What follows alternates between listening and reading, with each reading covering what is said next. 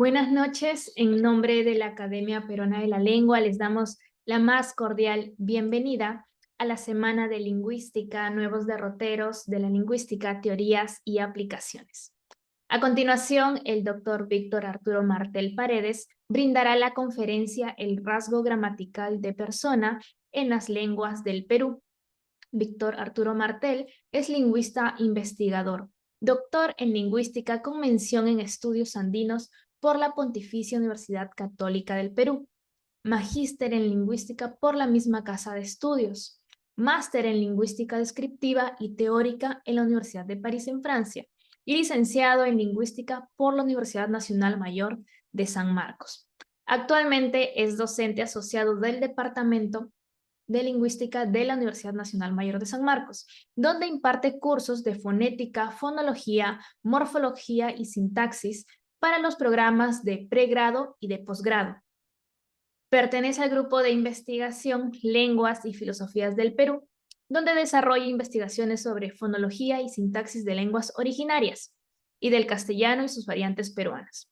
Ha publicado en revistas latinoamericanas de lingüística sobre sintaxis y morfología del quechua y del español peruano. Ha realizado consultorías para el Ministerio de Educación para la normalización de alfabetos para las lenguas amazónicas, Madija en 2013 y Amahuaca en 2016. Adelante, doctor Arturo Martel.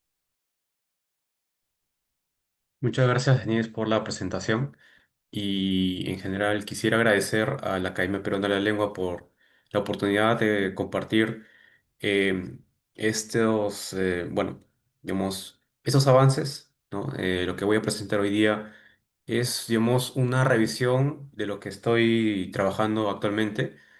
Em, lo que voy a presentar hoy día tiene que ver mucho con la referencia de persona. Sí, entonces, muy agradecido por la oportunidad y voy a también evaluar mucho quizás los comentarios, preguntas que tengan ustedes y y bueno, a continuación voy a pasar a presentarles qué es lo que tenía pensado compartirles hoy día.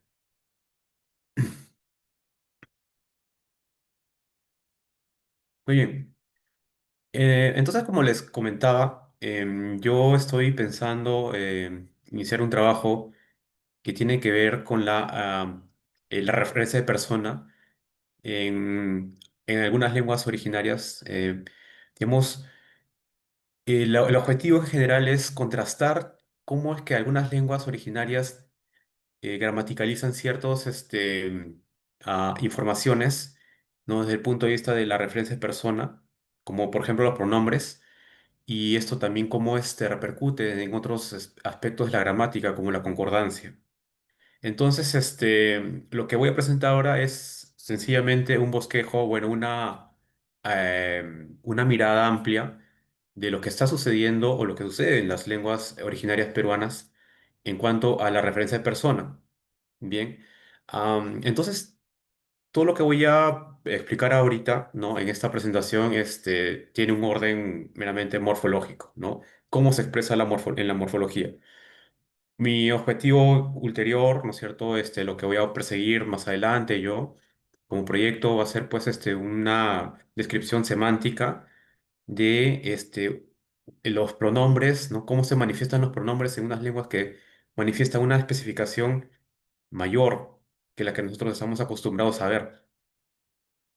Muy bien, entonces, para comenzar, am, el rasgo gramatical de persona, ¿no? Es lo que me incumbe, lo que quiero estudiar. Bien, y para esto voy a presentarles una serie de, ¿no? Ejemplos de cómo se manifiesta este rasgo de persona, además de otros rasgos que estamos acostumbrados también a ver en ciertos pronombres, ¿no? En castellano también observamos, ¿no? Ciertos rasgos que están, digamos, unidos o no acompañan al rasgo de persona. Oye, entonces para comenzar, voy a explicar, voy a pasar a hacer una definición, eh, bueno, perdón, voy a explicarles o voy a mencionarles cuál va a ser el objetivo de esta presentación, ¿no? Como les dije, Hoy día voy a presentarles algunos parámetros de la morfología de la expresión de persona. Bien, ¿qué es gramatical en las lenguas, no? Y por gramatical me estoy refiriendo que el objetivo es presentarles cómo se muestra morfológicamente, cómo es que en los pronombres vemos em, marcas donde se puede observar, ¿no es cierto?, la referencia a persona, de repente también observamos referencia a número, ¿bien? O de repente también básicamente en las lenguas originarias peruanas vemos lo que se llama la inclusividad, ¿no? Que es esta inclusión de segunda persona o la exclusión de esta segunda persona. Bien. Y lo más raro e interesante que vamos a ver también es el rasgo de género, ¿no? Bueno, ustedes conocen muy bien el rasgo de género para cuando nosotros referimos pues a nosotros, nosotras, eh, ellos, ellas, ¿no? Pero lo más extraño es cuando vemos este rasgo de género en primera persona, ¿no? Porque es raro eso, ¿no? Eso vamos a también verlo más adelante. Pero bueno, entonces el objetivo hoy día es mostrarles algunos ejemplos de cómo en la morfología se expresan estas referencias de persona. Bueno, primero vamos a dar unos lineamientos básicos, algunos conceptos, qué es un pronombre, ¿no? Perdón, qué es la referencia de persona, cómo se manifiesta el rasgo de persona en las gramáticas. Entonces, la información de persona, ¿no? Es una expresión gramatical. Podemos expresar gramaticalmente esta información de los participantes del acto comunicativo, ¿no? Entonces, en el acto comunicativo tenemos a estos dos participantes, que es, ¿no?, el que enuncia, que es el hablante, y el que oyente, que es el que a quien se dirige este hablante mientras enuncia, ¿bien? Y esto luego nosotros reconocemos muy bien, tanto en los pronombres como también en la concordancia verbal, ¿no? Pero además tenemos a otro, ¿no? A un no participante, es de quien se habla, ¿no? Lo que nosotros acostumbramos denominar tercera persona, ¿no? Mucho se ha discutido acerca de si es que este no participante tiene algún rasgo o tiene pues un contenido de participación digamos, en los pronominales, ¿no? Hay una suerte de discusión teórica de si es que este no participante en realidad sí tiene un contenido o es digamos, es un carácter desprovisto, ¿no es cierto?, de rasgos de, digamos, digamos, actores, ¿no? De actor en, en, en la conversación, ¿no? Entonces, hay artículos que dicen que sí, ¿no? En realidad sí, tiene un contenido que debería, pues, valorarse este no participante como un participante más, ¿no? Pero que se diferencia, ¿no?, del hablante y oyente por ciertas manifestaciones gramaticales, morfológicas. Bien. Entonces, eso es lo que nosotros vemos, bien, en las gramáticas. Que el hablante usualmente se corresponde con la primera persona singular, el oyente con la segunda persona singular y la tercera persona singular se corresponde con el no participante. Bien, bien, entonces eso es lo que básicamente vemos tanto en las formas pronominales como también en las marcas de concordancia verbal. Bien, ¿cómo se expresa esta información de persona? Muy bien, como les había comentado, ¿no? Lo básico que podemos encontrar en las lenguas es que esto se puede expresar a través de pronombres personales, pronombres anafóricos, ¿no es cierto? Lo que nosotros conocemos, por ejemplo, en el español, como los clíticos pronominales, ¿no? Lo, le, me, etcétera. Los pronombres reflexivos, ¿no? Y los pronombres recíprocos. Bien. Em, bueno, hay cuestiones interesantes de cómo las lenguas se manifiestan de manera diversa en cuanto a estos pronombres, ¿no? Vamos a ver unos casos. Em, pero además de los pronombres que yo les estaba, digamos, comentando, también podemos ver las marcas de persona a través de lo que nosotros conocemos como la concordancia. Bien, entonces las marcas de personas también se pueden ver o se pueden observar en los predicados verbales. Por ejemplo, en el español, ¿no es cierto? Tenemos la oración yo camino. Entonces, en este verbo intransitivo, caminar, ¿no? Yo le puedo asignar pues una marca morfológica de primera persona. Y en español usted sabe muy bien que esta marca de persona también está como unida, fusionada con otras marcas más, ¿no? Con, perdón, otros rasgos más de gramaticales, ¿no? De tiempo, aspecto, modo, ¿sí?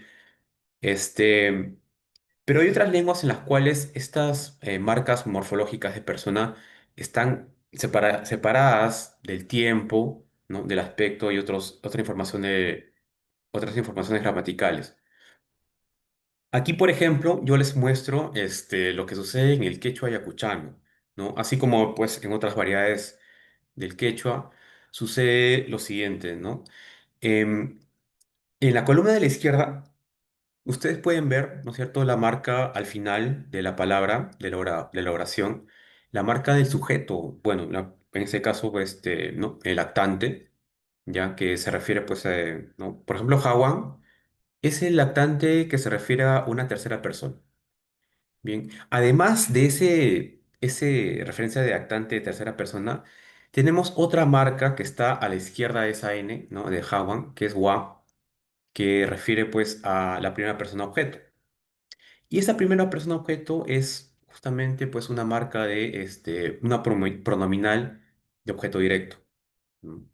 Entonces, lo que sucede en el quechua, a diferencia de lo que sucede en castellano, es que en el verbo mismo estamos observando marcas, ¿no?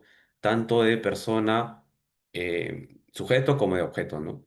Y aquí estamos en el Jawan, ¿no? Que la N, refiere a tercera persona, igual refiere a primera persona.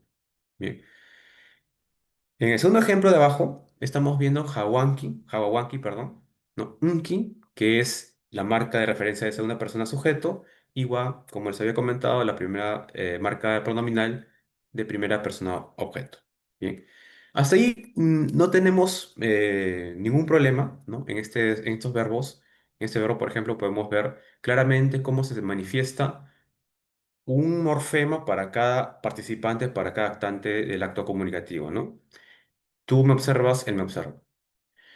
Sin embargo, ocurren fenómenos interesantes, morfológicos, por ejemplo, en el quechua, ¿no? Los que de repente han llevado quechua ayacuchano, los que saben un poco de quechua ayacuchano o alguna variedad del quechua, sucede que en las marcas, por ejemplo, que tienen que ver con la segunda persona, de yo a tú, ¿cierto? Cuando yo establezco una transición de una primera persona a una segunda persona, las marcas de concordancia verbal ya no respetan ese orden, ¿no es cierto?, de marca de objeto y marca de sujeto, sino que solamente ocurre una sola marca, lo que indica, ¿no?, una transición, ¿no?, de primera a segunda.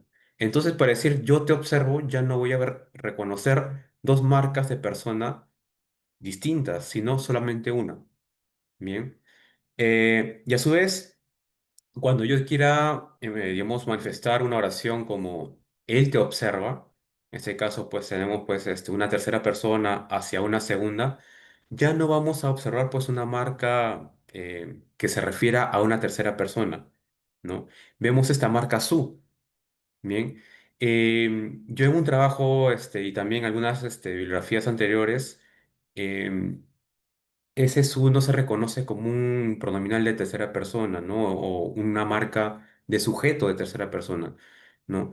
Entonces lo que se dice o lo que se aventura a decir es que podría ser una inversión, una marca de inversión, ¿no? Cuando se trata de una transición de tercera a segunda persona, no ocurre una marca de tercera persona, no simplemente ocurre esta marca su que funcionaría como una inversión para decir que ese inti no es sujeto, sino es objeto. ¿No? Entonces, lo interesante del quechua, ¿no? El quechua, al parecer, tiene un rezago de lo que se llama este fenómeno de la inversión morfológica, ¿no? Cuando alteran, ¿no? La función sintáctica de la marca que está presente, ¿sí? Y eso se manifiesta o se ve, pues, ¿no? En algunas lenguas, eh, canadienses, ¿no? Las algonquinas, por ejemplo, tienen recursos bastante ricos en cuanto a la inversión morfológica. En cambio, el quechua tenemos poquísimas, pero al parecer su funcionaría de esa manera. Bien.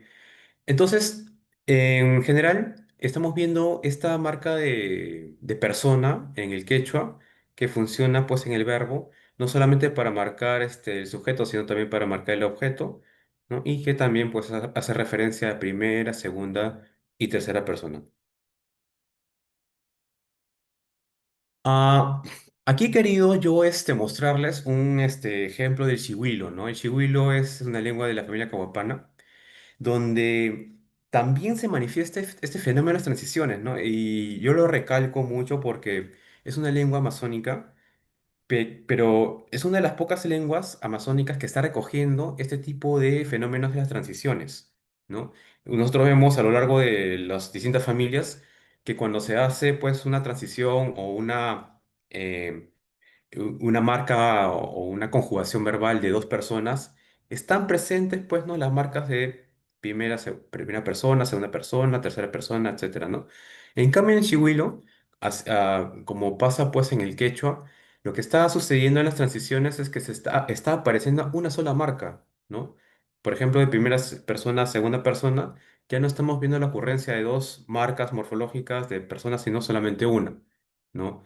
Es lo que la autora, por ejemplo, Valenzuela dice que es un portmanteau, ¿no? Entonces ya no hay digamos, una correlación, digamos, de los actantes en cuanto a sus manifestaciones morfológicas, sino que sucede solamente una sola marca, ¿no? Y lo que dice la autora es que no se puede, pues, analizar esa pequeña marquita como dos morfemas distintos, ¿no? Yen, por ejemplo, simplemente se marcaría como una transición de primera a segunda persona, ¿no? Yenma, ya ese ma quiere decir pues pluralidad, ¿no? Pero yen en sí no hay una, digamos, forma de analizar más ese pequeño morfema en dos, digamos, unidades de información distintas. ¿Bien? Entonces lo interesante, por ejemplo, el shihuilo, ¿no? Entonces, parecer... Quizás habrá sido por el contacto con el quechua que estas manifestaciones morfológicas interesantes se han estado expandiendo en esa zona, ¿no? Más no hemos visto en otras lenguas amazónicas, solamente en el Chigüilo estamos apreciando esto, ¿no? Bueno, hemos visto hasta el momento cómo es que la referencia de persona está siendo marcada en el verbo, ¿no es cierto? En los predicados verbales. Usted sabe muy bien que también la persona se marca en los sustantivos, ¿no? En el español, saben ustedes muy bien, ¿no es cierto? Yo puedo marcar posesión de, digamos, una parte de mi cuerpo, por ejemplo, mi mano, ¿no? Con estos determinantes, algunos dicen que son artículos no posesivos. Em, bueno, pero lo puedo también, ¿no? En el caso del español, puedo manifestarlo en dos palabras distintas, ¿sí? Pero, por ejemplo, en una lengua amazónica como el Kurina Maija, ¿no? Es una lengua de la familia Arawá. Esto se marca también con prefijos, ¿no? Y aquí no quiero, digamos, complejizar mucho, pero sí hay una distinción en esta lengua, por ejemplo, de lo que se llama las posesión alienable e inalienable, ¿no? Inalienable partes del cuerpo, en esta lengua, por ejemplo, se marca a través de los prefijos, ¿no?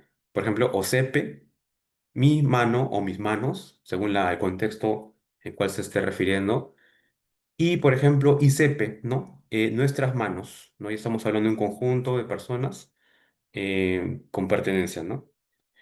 Y en esta lengua, si nosotros quisiéramos hablar, por ejemplo, de la pertenencia de una casa, pertenencia, pues, de un libro o lo que sea, ya tendremos que marcarlo de manera distinta, ya no como, pues, prefijos, sino a través de palabras, de repente, yuxtapuestas o adposiciones, ¿no? Una estructura un poco más, más compleja, ya no a través de preposiciones. Entonces, como saben, como están viendo ustedes, los sustantivos también, ¿no? Tienen esta presencia de la persona en su estructura. Y lo más raro, ¿no? Aquí yo simplemente estoy proponiendo un ejemplo ya no de lenguas originarias peruanas, sino de una lengua del Cáucaso, que es el Abkhaz, que sucede algo bien extraño, ¿no? Por eso lo estoy colocando acá. Aquí, por ejemplo, en esta lengua del Abkhaz, lo que está pasando es que la marca de persona está situada en una marca de posición, ¿no? Por ejemplo, lo que nosotros conocemos como preposición, en esta lengua está marcada como una posposición, ¿no? O sea, una marca después del sustantivo. Y eso es lo extraño, porque usualmente no se reconoce, no se identifica estas marcas de persona en estos núcleos preposicionales o posposicionales, ¿no? Entonces, y lo extraño es eso, ¿no? Y justamente las observaciones que nos dicen que por qué sucede esto si es tan extraño, es también un indicador de que las lenguas tienen ciertas, ¿no? Digamos, ¿cómo puedo decir? Unas ciertas licencias de hasta dónde se puede marcar estas informaciones, ¿no? Por ejemplo, de persona.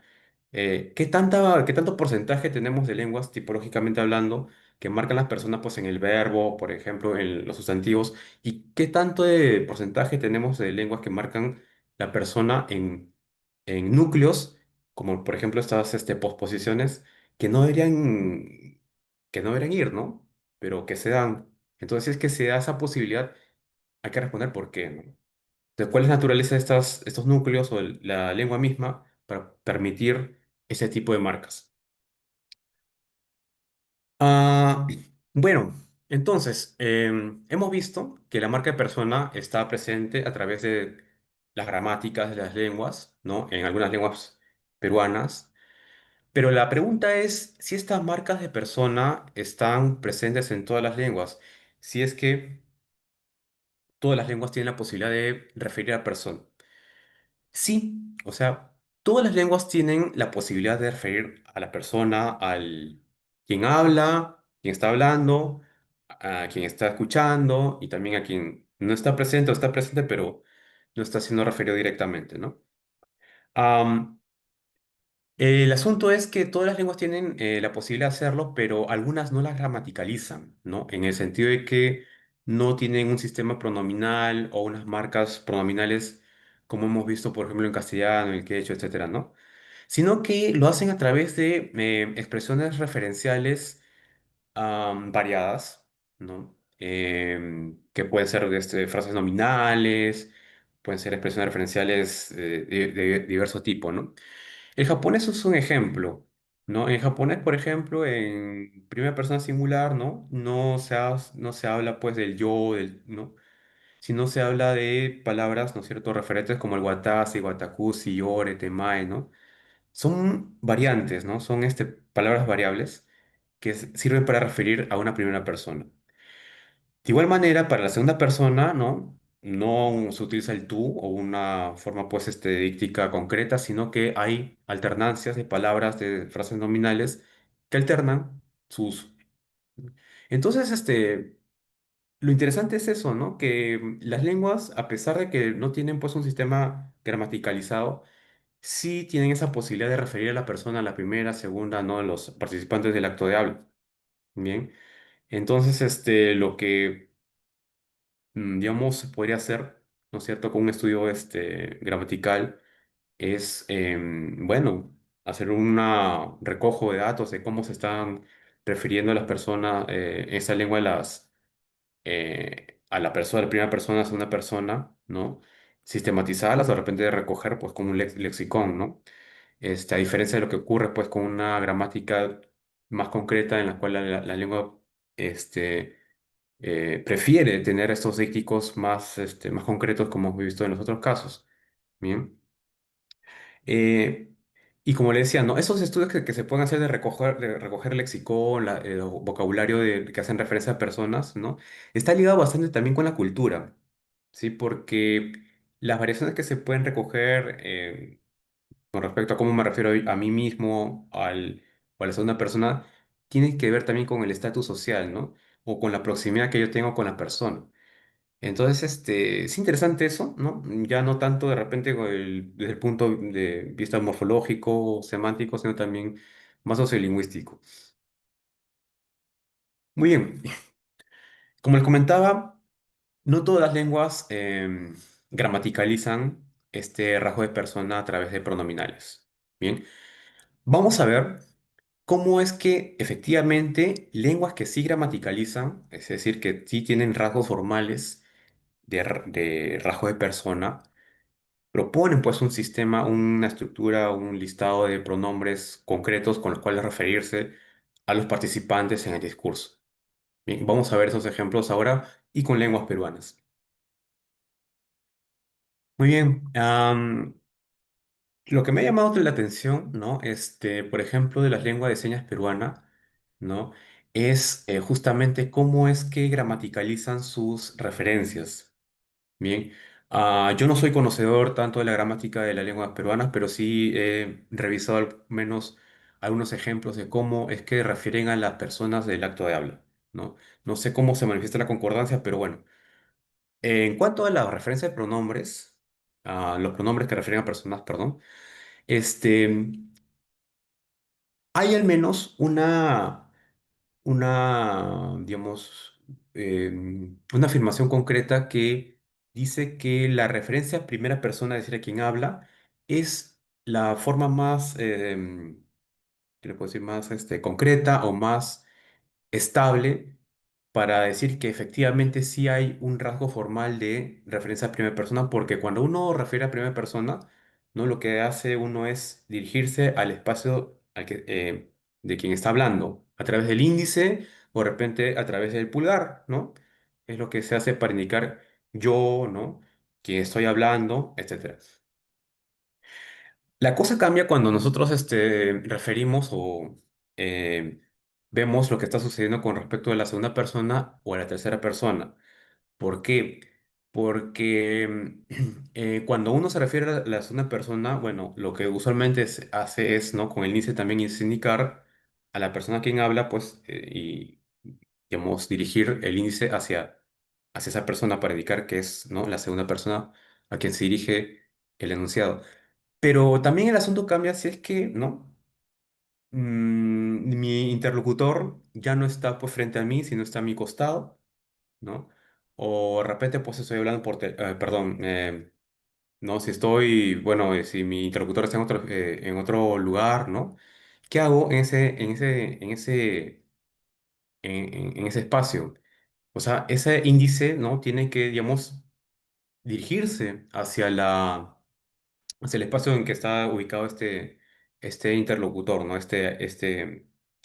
quien me estoy dirigiendo. Entonces, la referencia con el índice cambia, ¿bien?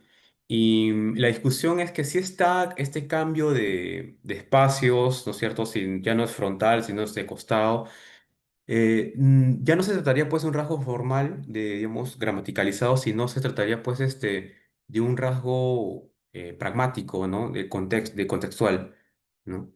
Em, y lo mismo sucede también con la tercera persona, ¿no?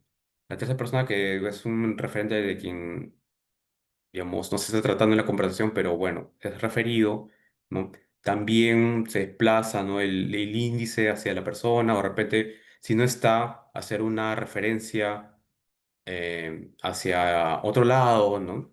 Es decir,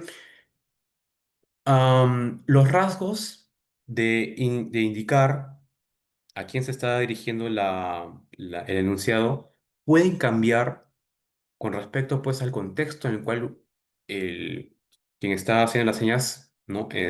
Digamos, manifiesta el mensaje, ¿no? Entonces, al haber cambios, al haber, digamos, modificaciones contextuales, uno se pone a pensar si es que estos rasgos, digamos, de señalamiento son contextuales o son rasgos formales que, mm, que pueden ser gramaticalizados, ¿no? Bien, entonces esa es una discusión que todavía está pendiente, ¿no? ¿Qué tanto se gramaticalizan estas indicaciones hacia a quien se dirige el mensaje, etcétera, ¿no? Pero por lo pronto, lo más estable, ¿no? Justamente el rasgo más formal, más estable es el índice que se dirige a uno mismo, ¿no? Hacia el espacio del quien, realiza el mensaje. Am, Otro aspecto también que es interesante acerca del lenguaje de señas es que, em, claro, la tercera persona, ¿no? Está acompañada también de estos rasgos de género, ¿bien? Pero según los datos o videos que he visto, en la lengua de señas peruanas no es tan, digamos, no están obligado o es opcional decirlo o, digamos, hacer la seña, ¿no? Para ella, por ejemplo, lo que se hace es, antes de señalar, es hacer ¿no? La seña debajo del labio de que es, ¿no? Es una mujer y se señala a la persona. O si es varón, ¿no es cierto? Se hace la seña con el dedo índice, ¿no es cierto? De bigote, ¿no? Y luego se hace la seña a quien me estoy refiriendo. Pero eso no sucede cuando es tú, ¿no? Ni menos yo. Y eso también corresponde con lo que sucede con las otras lenguas, ¿no? Con eh, digamos, la mayoría de lenguas. Que primera persona y segunda persona no hay pues una especificación de género, ¿ya? Y eso es importante también decirlo, ¿no? Porque, o sea, cuando uno está pues presente en el contexto de comunicación, no hay una necesidad u obligación o de repente pues no hay un requerimiento para que ese rasgo de género, ¿no es cierto?, sea especificado. Bien. Y lo interesante es que sí hay lenguas que hacen eso, ¿no? Como vamos a ver después. Entonces, la lengua de señas, ¿no? Hace una especificación de género para la tercera persona, pero bueno, dicen que no es opcional. Y para la pluralidad, que es una información también que acompaña, ¿no? Al rasgo de persona en los paradigmas, ¿no? En los sistemas de pronominales, también se puede hacer, ¿no? También se puede indicar, ¿no? O bien haciendo un barrido, ¿no? Por ejemplo, para hacer para el nosotros, ¿no? Lo que estaba yo observando en los ejemplos de los videos de lengua de señas es que se hace, ¿no? Una especie de V invertida y que nace, ¿no es cierto?, desde el origen del pecho y se da media vuelta y se dirige nuevamente al pecho para indicar que es el nosotros. Para indicar pluralidad de ustedes, ¿no? Es hacer también con el dedo, ¿no es cierto?, hacia la persona que me está viendo y hacer, ¿no es cierto?, indicar varias veces que son varias personas, ustedes. Y cuando es ellos, ¿no? También pueden indicar el género, que es opcional, pero, ¿no? Ya no una segunda persona, sino de repente un referente, ¿no? Que está cercano al, o que está presente, o de repente no está presente en el acto comunicativo, ¿no? Pero bueno, esto del género es importante decirlo, ¿no? Que es opcional en esos casos, pero existe ese rasgo que podría manifestarse. ¿Bien? Lo que no es opcional, lo que no es obligatorio es en cuanto a la primera y segunda persona. ¿Bien? Muy bien. Entonces, la discusión de esta de la lengua de señas, si es que los espacios que estoy señalando están gramaticalizados o no, eh, es discutible, ¿no? Al menos en primera persona, como que la dirección donde yo digamos, como estoy indicando a mí como yo, ¿no? Eso está, digamos, es estable, concreto y es reconocible. En cambio, de segunda persona, no tanto, ¿no? ¿Hacia dónde me estoy dirigiendo? ¿A qué dirección me estoy dirigiendo? ¿Eso es contextual o es un rasgo formal? Bueno, además del rasgo de persona, vamos a tocar algunos de los rasgos que también acompañan a los pronombres personales. El primero que yo quiero conversar es sobre la exclusividad.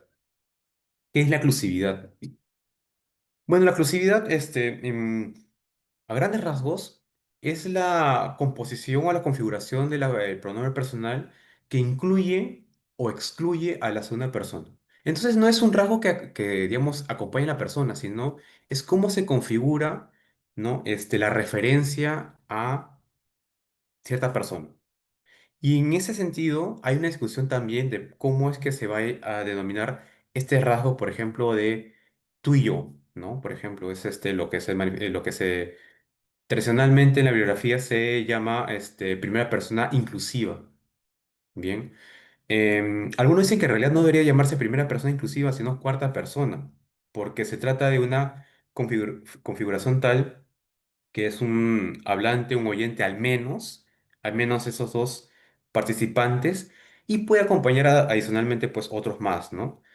Este, La pluralidad, ¿no es cierto? Es el yo más otras personas más, ¿no? Ahí sí tenemos una persona plural, ¿no? En cambio, se discute si es que en realidad esta persona, primera persona acompañada de un oyente, se trataría de un primera persona plural, ¿no? En realidad unos piensan que no, teóricamente. Claro, porque si uno considera como cuarta persona, eso también involucra una serie de cuestionamientos o, em, digamos, modificaciones teóricas importantes, ¿no? En cuanto a cómo nosotros vamos a, este, eh, digamos, estudiar el sistema pronominal de las lenguas en otros sistemas, ¿no? Y también en las concordancias. Em, y bueno, sobre el origen de cómo es que surge este tipo de persona, esta configuración de persona inclusiva, no se ha, digamos, estudiado mucho, ¿no? Al menos diacrónicamente, cómo se ha originado, eh, se ha visto que más está presente en lenguas, ¿no? Sudamericanas, em, no tanto ha estado presente, pues, en lenguas euroasiáticas, ¿no? Em, no recuerdo un autor que estaba postulando que el indoeuropeo anteriormente tuvo esa manifestación de inclusividad, ¿no? De primera y segunda persona como un participante más. Pero bueno, es interesante ver, ¿no? De qué manera, pues, las lenguas han configurado de tal manera su sistema pronominal para poder construir un pronominal que recoge, ¿no? Tanto primera como segunda persona como un participante más, ¿no? En el acto de habla. A diferencia de otras lenguas que no lo hacen, ¿no? En el español, por ejemplo, no tenemos esa diferencia y tenemos, este, digamos, dificultades comunicativas, ¿no? Justamente cuando decimos vamos, no sabemos si estamos incluyendo a la segunda persona o estamos excluyéndola. Pero hay lenguas que manifiestan específicamente esa información y no hay lugar, pues, a ambigüedades, ¿no?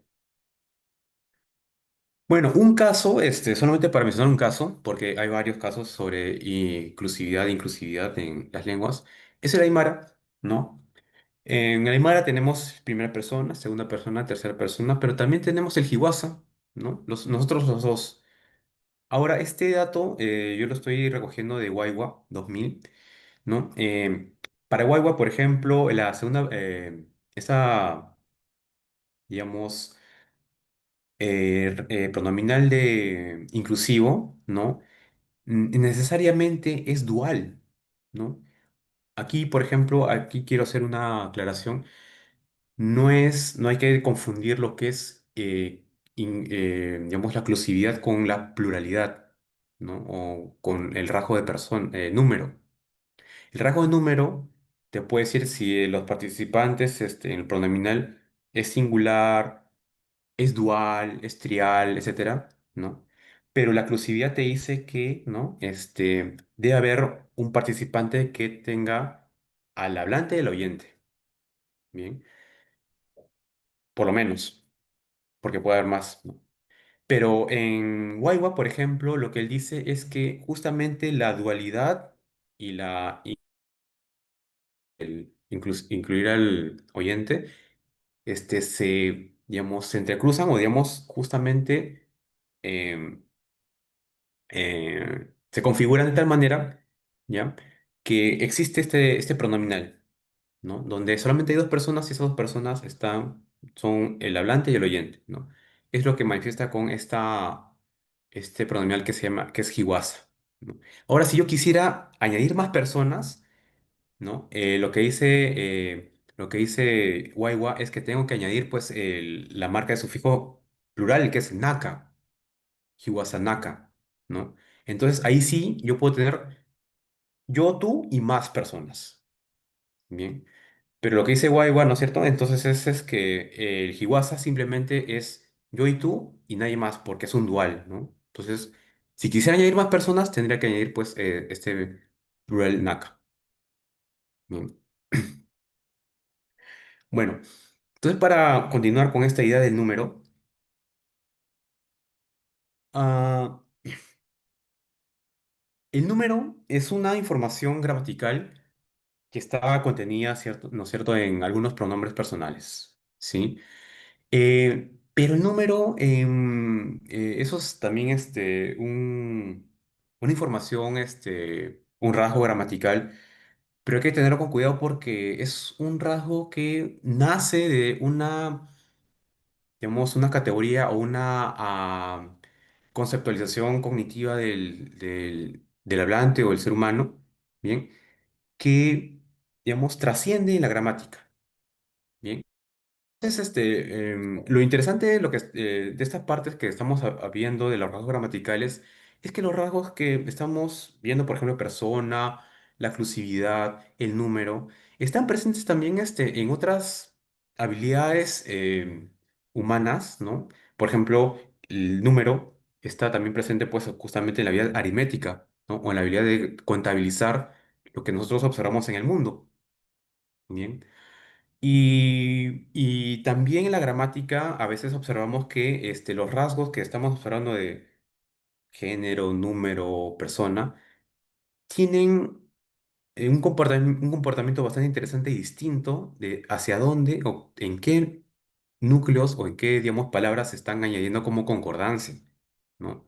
Por ejemplo, el rasgo número que vamos a ver ahorita, que bueno, en castellano por ejemplo, lo concebimos como singular, plural y se acabó. En otras lenguas se manifiesta también con otro tipo de información de contabilización, ¿no? De contabilidad, ¿no? Por ejemplo, el dual, el trial, el paucal, ¿no? Que son formas de cómo yo concibo, cómo conceptualizo las entidades en el mundo que me son útiles para poder comunicarme, ¿no? Entonces, eso es valioso, ¿no? Para ciertas lenguas, ¿no? Contabilizar, categorizar y referir ese información de número en mi gramática. Y eso lo hago también en los pronombres personales. Bien. Am, bien. Aquí me quiero referir, quiero utilizar el ejemplo de Sarikei, ¿no? Él estudió el Kashibo Kakataibo, familia Pano. Y él utiliza este ejemplo, ¿no? Del sistema personal, donde además, ¿no es cierto?, también se llama pues esta suerte de inclusivo, exclusivo, pero también él manifiesta que hay usos, ¿no es cierto?, de dual y el paucal, ¿no? Para segunda persona, para primera persona, digamos, inclusiva, dual, ¿no es cierto?, los dos, ¿no es cierto?, como habíamos visto también el ejemplo de la Aymara. Hay primera persona dual, inclusiva, primera persona plural, inclusiva también, con más participantes, primera persona plural, exclusiva. También tiene segunda persona dual, o sea, ustedes dos nomás, y tiene segunda persona plural con más gente, ¿no? Tiene tercera persona dual y paucal, es decir, tercera persona, ellos dos nomás, o también paucal, un montoncito, un grupo no tan grande, pero un grupito, digamos, más que dos. Y también tiene tercera persona plural. Ahora, otra cuestión interesante que también revisando el trabajo de Sarikei es que él menciona que estos rasgos, por ejemplo, la diferencia entre dual, paucal, etcétera, son rasgos que se están perdiendo poco a poco, ¿no? Ahora las nuevas generaciones ya no hacen esa distinción entre estos rasgos de número y sencillamente, ¿no? Lo dicen, hay una diferencia bastante, digamos, más sencilla, por ejemplo, de repente en singular y plural, ¿no? Esto podría ser por quizás, ¿no? Digamos, interferencia del castellano u otro tipo de factores, ¿no? Que podrían influenciar para poder, digamos, reducir el espectro de contabilización de elementos en la naturaleza, ¿no? Em, bueno, entonces es interesante ver, ¿no?, cómo justamente este rasgo gramatical de número también está presente en los pronominales. Y por último, vamos a ver el género, ¿ya? Entonces el género, disculpen, ya me estoy limitando de tiempo. El género es una marca morfológica, ¿no?, que nos indica cómo es que la lengua o los hablantes clasifican los elementos, ¿no? De la naturaleza también, ¿no? Es decir, los clasifican, los agrupan, manifiestan categóricamente que ciertos elementos tienen que pertenecer a ciertos conjuntos, ¿no? Y eso es lo que sucede también con respecto a lo que es la clasificación de femenino, masculino, ¿no? O, bueno, en algunas lenguas también el neutro. Bien. Aquí yo quería comentarles el caso de la Xánica, ¿no? El caso de la Xánica me parece interesante porque a diferencia de lo que sucede en castellano y toda esta discusión del género, ¿no? En la Xánica lo que sucede es que el término no marcado, o digamos el género no marcado es el femenino, ¿no? O perdón, el no masculino. A diferencia del masculino, el masculino sí es digamos, el género marcado, ¿no? Donde se indica, pues justamente en todos los casos, cuando se va a indicar cuál es la marca en los adjetivos o de repente, pues en otras construcciones, qué tipo de género, cuál es el género, digamos, que se debe, digamos, indicar, el masculino es el marcado. El no marcado es, ¿no? Pues el femenino, de repente el neutro, ¿no? Que está, digamos, que manifiestan objetos de repente de la naturaleza o también, ¿no? Como les comentaba, que tengan referencia a lo femenino. Y esta es, digamos, la lengua, el Cucama Cucamiria, ¿no? Que manifiesta, ¿no? No solamente en los pronombres, sino también en los deíticos, ¿no? O de repente en las marcas que enlazan, ¿no? Una oración con otra, de quién está hablando, a qué género pertenece el hablante. Entonces eso es lo más interesante que no, me llamó la atención, que a diferencia en otras lenguas que, bueno, el género pues sirve para diferenciar, ¿no? A los referentes más de tercera persona porque no están presentes y hay que, digamos, especificar a quién me estoy refiriendo. En Cucama Cucamiria lo que sucede es que se trata, digamos, de especificar al máximo, ¿no? Bueno, en el caso de este género, quién está profiriendo, ¿no es cierto? Quién está enunciando el mensaje, ¿no? Si es una mujer o es un hombre. Entonces, me parece interesante que haya ese grado de especificación, ¿no? En el tipo de comunicación que se está manejando o manifestando en esta lengua, ¿no? Eso quiere decir que semánticamente, ¿no? O digamos pragmáticamente debe haber una baja presuposición y una alta morfologización o gramaticalización de esta información, ¿no? Entonces eso me llama mucho la atención y yo, sinceramente, o sea, quisiera indagar por qué sucede este tipo de diferencias, ¿no?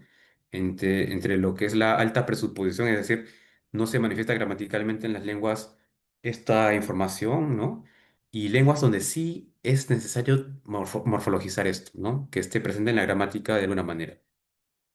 Entonces ven, por ejemplo, en Cucamajuca Camiria, digamos, tienen los pronombres personales, pero también tienen deíticos, ¿no? Para manifestar, pues, índices de lugares, también enlaces oracionales, pero siempre refiriéndose al género de quien habla. Bien, si es mujer, si es varón. Y ya para ir cerrando esta exposición, esta es una estructura, una geometría de rasgos propuesta por Harley Ritter que nos funciona muy bien para poder explicar cómo es que los pronombres están construidos, ¿no? Cómo se manifiestan los pronombres en su configuración interna, ¿no? Entonces, por ejemplo, si yo quisiera manifestar ¿no? Una primera persona inclusiva, yo tendría que ver qué está pasando en la partecita, en el nodo que dice participante, ¿no? Si voy a incluir solamente al hablante o también al oyente. En ese sentido, nosotros podríamos ver o escribir que un pronombre personal está siendo inclusivo o exclusivo. Y si yo quiero de repente agrandar, ¿no? Digamos, ampliar ese grupo, digamos, ese participante que estoy manejando en ese lado izquierdo del gráfico, podría yo ir viendo cómo es que se puede especificar más la información de ese pronombre a través de lo que es el grupo, ¿no? Si me visto que es un grupo, entonces añado más información, añado más participantes, ¿no? En cambio, si yo digo que es mínimo, entonces queda simplemente como un grupo de hablante y oyente, que sería un dual, ¿no? Ahora, si yo quiero distinguir si ese pronombre va a tener clase, ¿no es cierto?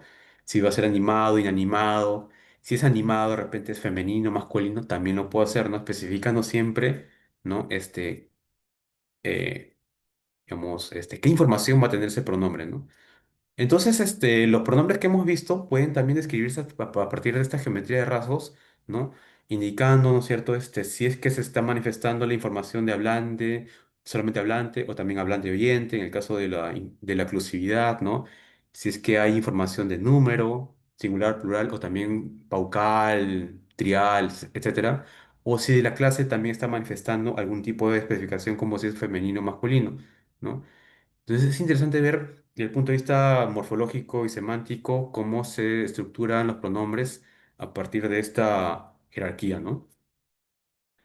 Y ya, para terminar, lo que les había comentado es una visión rápida acerca de las gramáticas de algunas lenguas, pero también es importante ver o revisar cómo se puede estudiar esto de manera interdisciplinaria, ¿no? Em, Desde el punto de vista intersubjetivo, es decir, cómo uno digamos, entiende la subjetividad del otro, es decir, su individualidad, ¿no? Podría también responder a por qué algunas lenguas configuran sus pronombres personales a través de la inclusividad, ¿no? Al oyente, o de repente la exclusividad, ¿no? O sea, de dos pronombres totalmente distintos o lenguas que simplemente no reconocen ese tipo de información de la inclusividad y sencillamente trabajan o configuran un pronombre como nosotros, sin ninguna distinción, ¿no? Entonces es importante también este estudio acerca de cómo nosotros manejamos esa noción de intersubjetividad para la configuración de estos pronombres, ¿no? En algunas culturas. Y hay estudios también antropológicos sobre el tratamiento de persona, que me pareció interesante y que quería simplemente mostrarlos. Por ejemplo, la lengua Binim-Bumwok de Australia, que no tienen tantos referentes personales, pero sí manifiestan una dependencia total del contexto en el cual se están comunicando, ¿no? Entonces, si bien es cierto, no tienen pues un sistema pronominal bastante rico, ¿no? Lo hacen a través de los contextos, ¿no? Y eso también depende mucho de las relaciones sociales que establezcan los hablantes. Y otro estudio importante que me parece interesante revisar es el vietnamita, ¿no? Donde ellos sí tienen una serie una lista, ¿no? Un conjunto bastante grande de referentes de persona, ¿ya? Pero eso también está unido a la cuestión social, ¿no? Hay relaciones sociales, ¿no? De estatus que también están, bueno, diferenciados, ¿no? Y para referir el yo al tú, también hay que tener cierto conocimiento, cierta, digamos, información sociolingüística o también, no sé, mm, comunicativa, ¿no? Para poder, utilizar ciertos elementos léxicos con precisión, ¿no? O de repente, de manera adecuada. Bueno, entonces para terminar, hemos visto, ¿no?, que la referencia de persona se encuentra presente en todas las lenguas, pero solamente algunas son gramaticalizadas. En caso de no haber gramaticalización, ¿no?, estos rasgos formales, la referencia de persona siempre se expresa, pero a través de otros elementos, ¿no?, que pueden ser los pronominales, perdón, expresiones referenciales u otro tipo de elementos discursivos. Puede presentarse con otros rasgos gramaticales, como hemos visto, por ejemplo, la información de número, de género y también la exclusividad, ¿no? Que si bien es cierto, no es un rasgo que se añada a la persona, es una forma como se configura un pronombre, ¿no? Incluyendo al oyente o excluyendo al oyente. Y finalmente, la persona gramatical puede ser objeto de estudio desde la lingüística, sí, desde la morfología, la semántica, la pragmática, pero también a través de otros tipos de campos, ¿no? De las humanidades, por ejemplo, la antropología, la sociología o la filosofía de la mente, ¿no? Bueno, esas son preguntas que me nacen, que obviamente voy a seguir investigando. Es simplemente una revisión bibliográfica lo que les he presentado hasta el momento, pero me interesa responder preguntas como las siguientes, ¿no? Si la autoconciencia y la intersubjetividad son facultades primitivas no lingüísticas que alimentan rasgos gramaticales, ¿podrá la inteligencia artificial generar textos que involucren esas capacidades? O también, ¿por qué existe una simetría en la sintaxis de la persona, número y género en la concordancia, ¿no? Bueno, eso no lo he desarrollado aquí, pero sí ocurre pues que esas informaciones se diseminan, ¿no? A manera de concordancia en núcleos distintos, ¿no? De la gramática. Y por último, la morfologización del género en cada instancia pronominal evidencia una comunidad de habla rica en intersubjetividad. Bueno, es una pregunta que puede desarrollarse ya no el tanto de la lingüística, sino también unida a otros campos, como por ejemplo la filosofía de la mente o también la antropología, ¿no? Y bueno, son solamente preguntas que buscaré pues contestar a lo largo de mi investigación. Todas mis referencias y muchas gracias. Agradecemos al doctor Víctor Arturo Martel por su aporte y tenemos algunas consultas por aquí. De parte de Giovanna dice, en el japonés dirías que la persona se manifiesta de manera pragmática y no gramatical. Pero pragmática de repente es un término muy amplio, ¿no? Porque por pragmática estarías abordando no solamente lo que son expresiones referenciales o frases nominales, sino también, por ejemplo, gestos, ¿no es cierto? De repente otro tipo de manifestaciones comunicativas del contexto, ¿no? Pero lo que he referido pues, en el ejemplo ya son expresiones referenciales de tipo frases nominales, ¿no? Entonces, yo creo que digamos, el conjunto de expresiones que utiliza el japonés puede conformar pues un conjunto léxico, ¿no? Pero no tan amplio como funcionaría en el caso de la pragmática con gestos, otro tipo de elementos, ¿no? Ok. Bueno, hasta el momento solo tenemos esa consulta. Aparte tenemos muy comentarios también de la doctora María Blum, muy interesante, muchas gracias, dice. Y Dani Uceda también dice interesante disertación. Bueno, de esta forma entonces, tenemos, me parece, más comentarios de William Collantes, la morfología es apasionante, menciona. Sí, bueno, si nadie más desea dar alguna consulta, entonces damos por concluida esta cuarta exposición. Los esperamos el día de mañana para continuar con la semana de lingüística, nuevos derroteros de la lingüística, teorías y aplicaciones. Agradecemos nuevamente al doctor Víctor Arturo Martel por su exposición y a todos los que nos han acompañado a través del Zoom. Muchas gracias por su asistencia y buenas noches. Muchas gracias.